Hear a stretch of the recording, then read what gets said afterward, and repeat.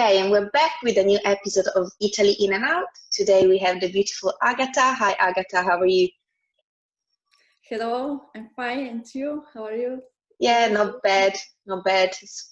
The weather is not great in London, as usual. Barbara, how about you? How's the weather in Milan? Yeah, actually, it's beautiful. It's so sunny Oh, today. I'm just looking forward to going for a walk okay, with my dog. So yeah, also here it's sunny. yeah. Okay, we are in Italy, India. So yeah. Lucky you. So Agata you are in Puglia. So tell us a bit about yourself. Why do you live in Puglia and what do you do and who do you live with? Mm. Yeah, I come from Poland, but I've been living in Italy, in Puglia, in southern Italy for a few years, and I have an Italian husband, and I teach Italian online here. Excellent. So, as you mentioned, you are from Poland, but you are living here in Italy, and that maybe reminds me my origins because, as you already know, I'm from Slovakia, and I know that there are some culture differences that we have to face. So, I'm just wondering, what were your first impressions about differences between Italians and Polish people? Like, for example, with shoes, right? Because we are used to get our shoes off when we enter in a house, but this custom is not so common here in Italy. So what about what is your experience like? Yeah, so firstly, the same as you saw. So we get off our shoes at home, and we have this custom also here in our house in Italy. So it's quite. You won. Okay, good. But well, the first impressions were like everything was exciting because I was here firstly as an Erasmus student, and my everyday life was different from everyday life in normal life, I could say. Yeah, but the difference, I notice difference now. So as time goes on, I notice more and more differences. And for example, the way Italians celebrate birthday, Christmas, wedding are quite different from my Polish traditions. So, for example, we start a birthday party in Poland at 5 p.m. in the afternoon, and we have firstly we have a birthday cake and then the dinner. And here in Italy it's totally different. It's like opposite. Yeah, because we start with a dinner and then we have a birthday cake. So it seems really simple, but it's a huge difference. And I like my Polish traditions when it comes to celebrating. So usually we have Christmas in Poland, and also we got married in Poland, so yeah, we appreciate this Eastern Europe traditions. But then in everyday life, also food or meals time is different also. Yes, so late dinner are the huge difference. In Poland, I usually had my dinner at 7 o'clock. Now here in Italy we have a dinner at also at 10 p.m. So really late. And you have in Italy we have a lot of rules to follow when it comes to food, like a tablecloth during the meals always, or also strict rules when it comes to the order of meal. Like in Italy we have salad that goes after meat, and in Poland we have salad goes with meat, and or coffee after dessert in Italy. So there are many rules to follow. And when my family from Poland is here in Italy, it's funny because they can't understand why we have dessert, no, coffee at the end, no, or sweets in the end. Yeah, they're quite different. Sounds great. And sounds great how the family needs to integrate in the culture as well. Of the partner. I'm still thinking about that cake before the dinner, by the way, because that's that's completely what we do the opposite way. So I'm still thinking about that. But I would like to try that. I guess because the main purpose of the birthday is to celebrate the birthday. So cake comes first. Makes sense. Yeah, the first moment is the most important. So we have this cake and yes, we sing happy birthday and it's done. Sounds great. Yeah, actually, we do the same in Slovakia. I remember my birthdays in Slovakia, and we did the same. We had a birthday cake at 4. I remember at 4, not at 5. At 4, there's like a birthday cake, yeah, and maybe my grandparents stay for dinner. But yeah, it's about a birthday cake. It is. It's true. Usually in Poland, also in East Europe, we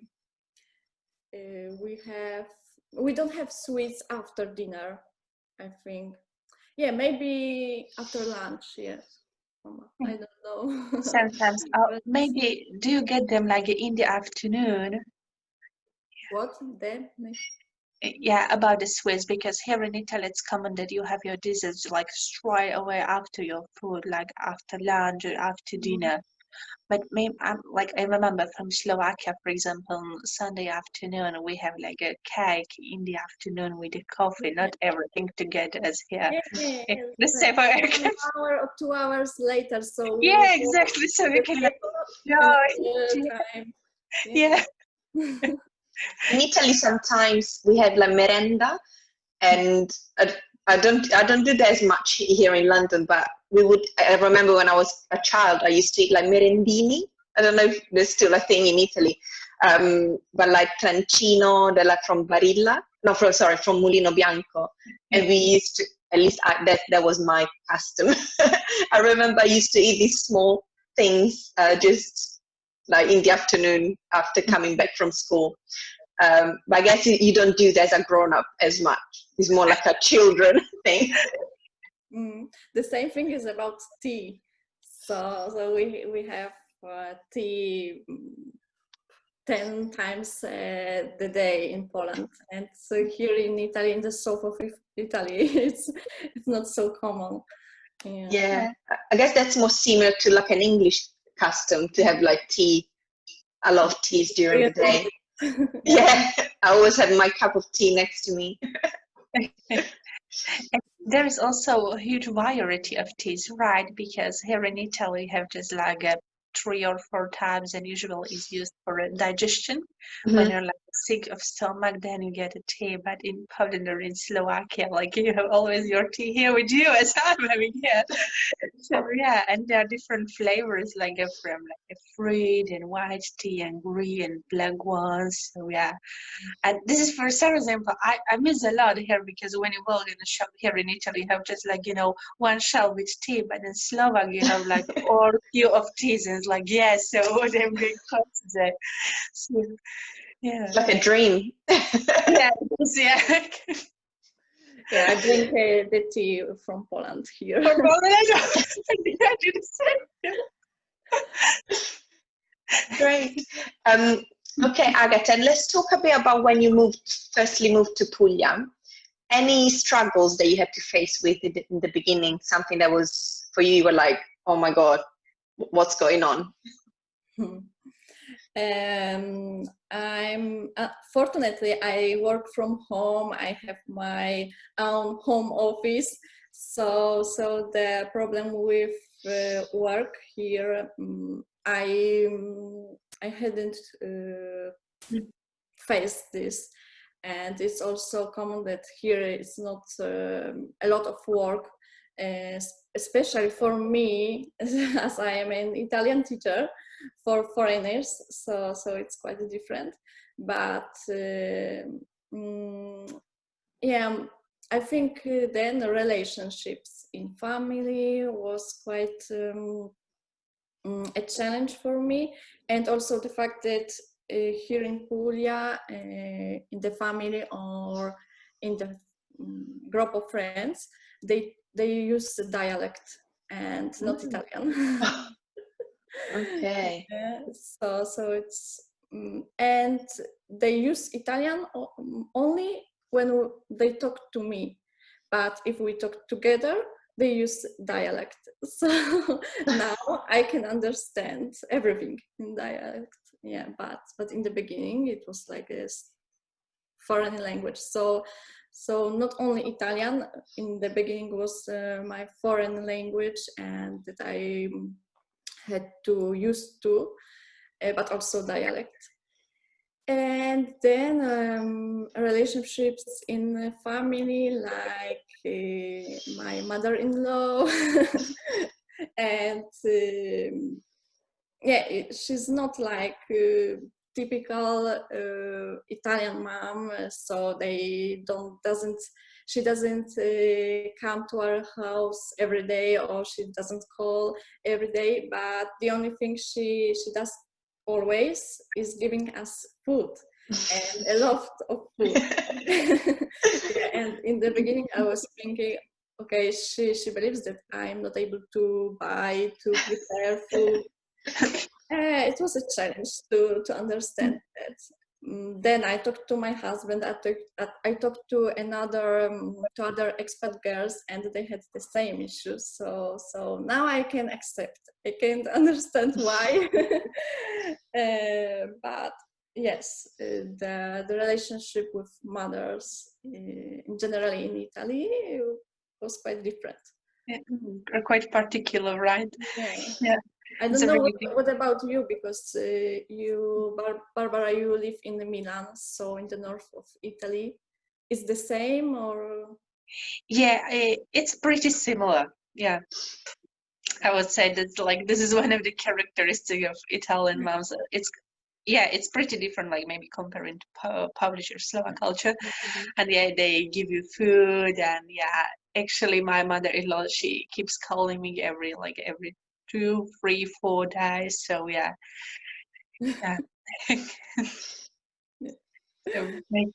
So we are just slowly slipping into your everyday routine, and this was I was wondering, like, has your daily routine changed since you live here? Because just I'm thinking about maybe breakfast. For example, here we have a sweet breakfast, or there is like this coffee that you just drink standing at the bar, right? And in Poland or in Slovakia, we used to like sit down with it.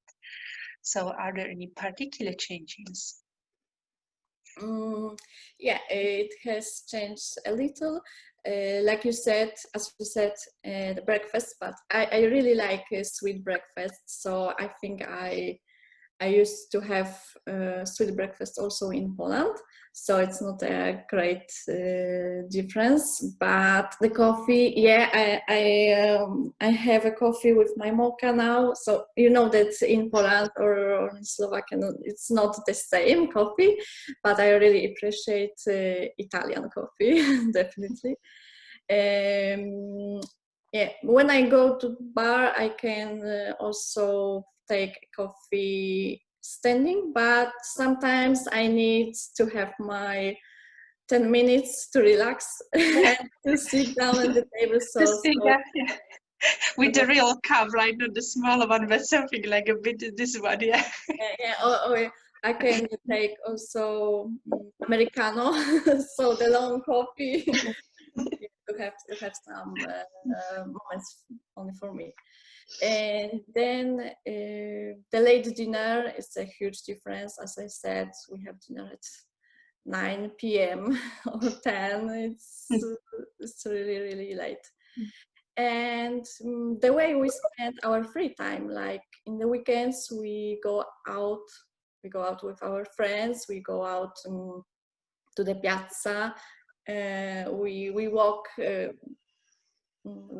through the city, and we enjoy the free time. In Poland, it's not like that.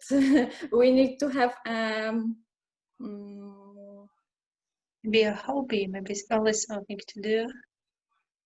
What? Excuse me? Okay, maybe hobby, or like a gardening that you just like keep yourself busy all the time, even the weekend. Yeah. Or for example, to meet friends, we go at home to somebody's home, and no, we don't go outside like here. Yeah, so I think this one. You make me feel nostalgic, Agata, Okay, yeah. because I'm like, oh, piazza, walking down the corso, oh, I miss that. Because that's something really different. Whenever I go to my hometown with my husband, he's always thinking, he finds it weird how people just walk up and down in the city center, just like that, and without reason, without purpose, without reason, you just walk and walk and walk for ages. And here, there's not such a thing. So I miss that sometimes. I'm like, oh, it'd be nice just to go for a walk and meet in the piazza and have a coffee or something.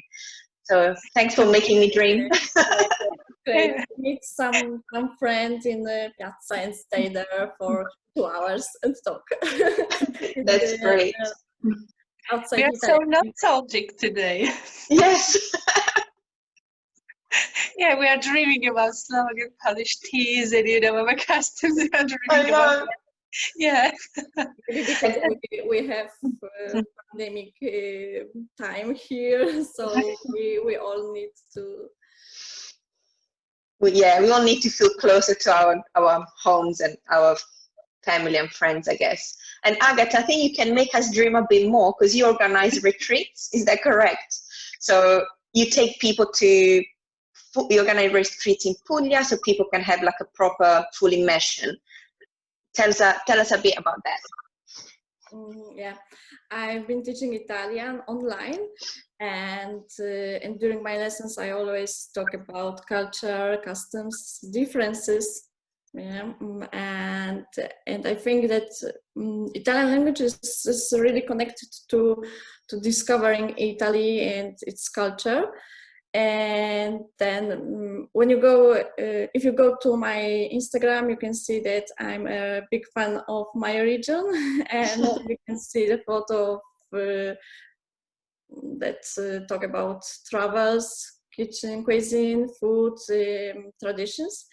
And I thought I could bring together those things and create a chance to live this here in Puglia. So I created a full immersion program for Italian language learners. They can come here, live the language, the culture for a while, improve their speaking skills by connecting to local people. I hope to organize this event next year. Fingers crossed. Yeah, we hope so. Yeah, it would be lovely. Thank you. So thank you, Agata, for coming here today. It was so lovely to speak to you. You made us feel nostalgic. Yeah. Yeah. Thank you so much. So if you would like to learn more about Agata's stories, please follow her on Instagram. Her account is Apulia Speak and Travel. As she mentioned, you can find a lot of pictures from Puglia, from Italian language, and you will really enjoy it. Yeah, so thank you, Agata, and I hope to speak to you soon. Thank you, Agata. Yes. Bye.